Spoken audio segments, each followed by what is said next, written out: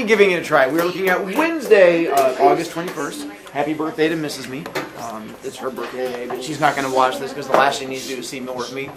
Those of you at home, we're finishing up our posters and working on posters right now. You can probably hear the furiously work of posters moving back and forth and kids freaking out. If you listen carefully, you might even hear tears hitting the ground. Tomorrow we are going to the library. Friday we begin our presentations, and there's a dance coming up on Friday.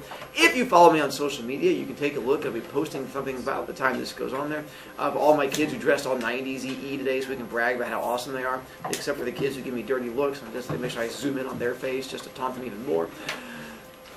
Poster. These are the directions to help you out again. It's right there in the directions. Not as much of an issue. Not as big an issue. In this class, my other class, I have multiple kids down to single points. If I have anyone who is down at 9 or lower on Friday, I contact parents and say, hey, your kid has some issues. And I sort of like let them low-key know. So not in this class. I think our lowest one is like 13 points or something like that. So it's not 12. We have one 12-point. So it's not horrible in here, just keeping you in the loop. Poster should look like this as you are working on your poster, trying to make it look all great. Make sure it looks as great as what you see behind me. Now for our real learning stuff for today. What I want to intro to you is our the house point battle between the Stars, Globetrotters, and Heroes. We have the three teams that are here. Years ago, the teachers that taught the Heroes, the Globetrotters, and Stars used to argue with each other about who had the best team. And we would throw down about who had the better kids and which team was the best. And eventually we decided the best way to solve this problem was to just have an all-out battle. But apparently kids kept dying, and that's illegal. So we brought it back a little bit. So now we do a competition, which seems slightly safer. And the way it works now is between the three different teams, you get to score points for doing good kid things. And whichever team has the most points at the end of the year wins the house point battle. What do you win? Two things. One, there's a trophy like that. It's also the trophy here that has all these little things on there. For each year that you win, you get to add a little thing to it. And so whichever team has won, they get to hold on to the trophy.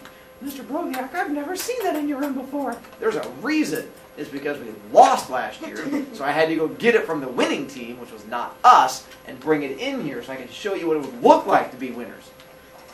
But this is a whole new year. We're starting all over again.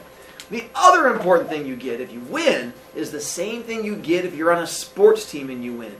The knowledge of knowing you're better than someone else. So at the end of the year, if you win your entire 8th grade year, every time you run into a Globetrotter or a Star, and you go, what team were you on last year? And they go, Globetrotter. You go, I'm sorry to hear that. Because you're a winner and they're not. And that's how winning works. And so that's our goal. So how do you score these wonderful points? Well, you've already started scoring points. 1, if you dressed up in 90s stuff today, you scored us a point because you participated in some kind of school event. If you go to the dance on Friday, you score us points because you're participating in a school event. If you are on a team here at school, you have scored points for us because of joining a team, cross country, cheerleading, football, tennis, all of those score us points. All you have to do is do the thing, and I give you points for it. You don't have to come tell me. I track down all of this stuff, and I keep track of all of those points for you. You just have to go out and be awesome, and then I will keep track of the points as it goes along. When we go to the library tomorrow, I will point this out to you guys again. And the way this is the thing we use to keep track of all the house points. And it is on your way down to science, or the way back from science, where the library is now. It's sitting in those windows. And this is our sort of our house points board.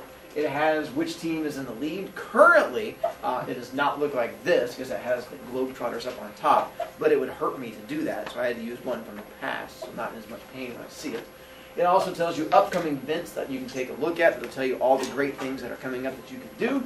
And then it's also going to have the top 5 7th graders and the top 5 8th graders who have scored points for their team. So there's every chance you'll get a chance to be on there. Right now, all the 7th grader area is blank because we have no 7th graders on there because you guys didn't know you were scoring points. Plus, you're all pretty much tied. You probably either have 5 points because you have joined a team already, or some of you have 6 points because you joined a team and you're wearing 90s outfits. So we pretty much have like a 100-kid tie at 6 points. But some of you guys will start scoring more points. We'll get a chance to go up from there.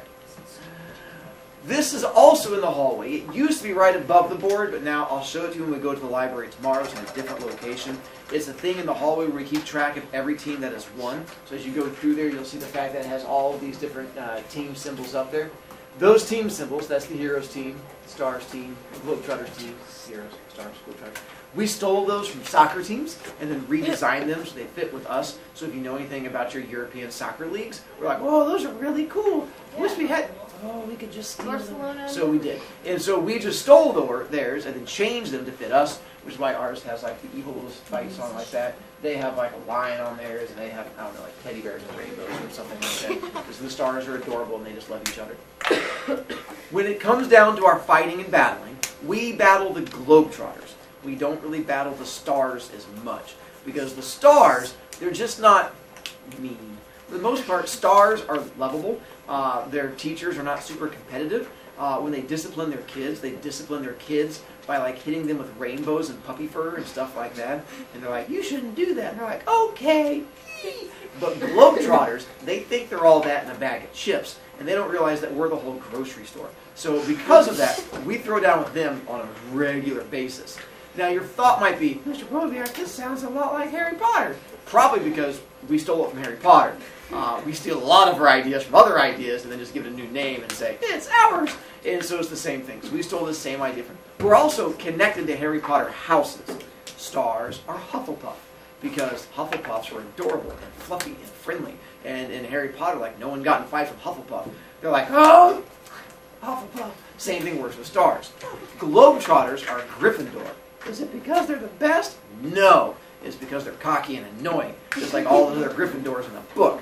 Plus, maybe people without noses are going to go attack them. We don't know. And then, of course, the best team, ours, are Slytherin. And so the reason we're Slytherin is because, not because we're evil, which is an easy misconception, but if you know your Harry Potter lore, Slytherin started off with the idea that they just did not accept weakness. That was their whole goal, is that you squeeze the person tightly enough, you get rid of all the weakness, and what's left is nothing but strength.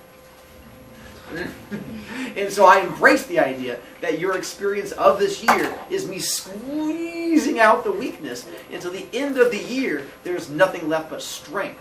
For a handful of you, there's going to be nothing left, period. You're like, I didn't make it! You're like, but at least we got rid of all the weakness. And you're like, but there's nothing left at all. And I'm like, oh, that's a metaphor. And so we get a chance to help you and make you stronger and get all that stuff to help you. There's a whole bunch of different ways to score points, which we'll get into as we move forward from there. And so for the most part, do good kid things. I keep track of it. Like if you go out for the school play, that'll get you points. We have a talent show in the spring. If you do that, you end up getting points. We have a spelling bee. If you do well on that, you get points. And so we have that. Oh, if you join any clubs we have here, that gets you points. Whether it's going to be the academic team or the culture club or the cooking club, you join a club, we get points for it. So anytime that you are active and doing stuff, we give you points. If you're in band or choir, you have a chance to get solos in the shows. That'll get you points because you step up and go above and beyond. And then honor societies later on. We'll get to that. That's not until January with you guys. Participating in any spirit days, like 90s Day, gets you points because that counts as the spirit day. Eventually we have a team t-shirt you get a chance to get. That'll get you points too. We'll talk about, Charger Challenge. Let's touch on that.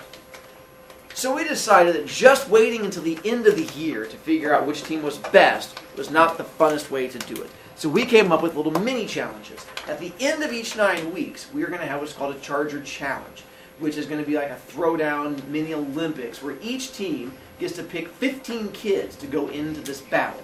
And if you win the battle, you get a couple things. One, your team gets a giant trophy, which is why, so you can see giant trophy. Giant trophy, it travels from room to room. Mr. Brovicast, I've not seen that in your room this year.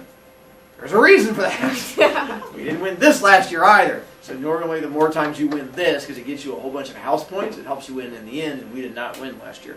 But if we do win, things you get.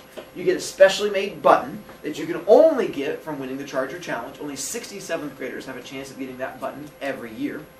On top of that, you also get 15 B points, which will double your B points for some of you because winning the Charger Challenge is a really big thing. You also get to become the background on my computer, so whenever my screen goes down, you get to be there. And so I have the background. That's my current background, the one up there, because that was last year's most recent winners. You also get to have your picture in my room forever and ever, which is back over here, and there's a little picture. That's the most recent Charger Challenge winners. It's in a frame, so I have my framed Charger Challenge winners. On top of that, you also get your name permanently added to our school. And in the hallway, there's a list of every kid who has ever won the Charger Challenge. So if you had siblings who were here before, and they did the Charger Challenge, and they won the Charger Challenge, their name is up there in the hallway. And I can show you that when we go down to the library also. You can see it off to the left-hand side, and has all the different kids who have won there. What is in the Charger Challenge? Different events. We have ones like a trivia contest. That's at the very end. The trivia contest is not like boring stuff like math or like can you find things on a map. It's usually more pop culture things, like we'll have supernatural questions or Harry Potter questions or football questions or Marvel superhero questions. It's all questions created by me or Mr. Sturgeon, Mr. Jansen. And so a question along those lines. We have athletic-y ones. There's a dodgeball competition, but the dodgeball is called colonial dodgeball. We have to stand in one spot and you can't move your feet, and you're like 12 feet away from each other because it makes it really fun to watch. And you have another one where you have to like throw a ball and you have to like bounce it into the air, and the other kid has to catch it. There's one where you have to solve puzzles, like little visual puzzles. Because we try to make it where those of you who are athletic have a chance, those of you who are smarty smart have a chance, those of you who have other skills have a chance. So we try to have all these different areas, and you guys get to compete against each other. Our first one is coming up at the end of this 9 weeks, beginning of the next 9 weeks. To help you out, when does the next 9 weeks begin? December! Hey! So that's our house points. I've already started giving you guys points for it. Speaking of bad news, bell's going to ring in just a moment. Those of you who are still working on posters, I need them before you leave. Do not leave with the poster, and I will give you somewhat of a chance tomorrow to work on it before we go to the library, and then another chance on Friday. We's done!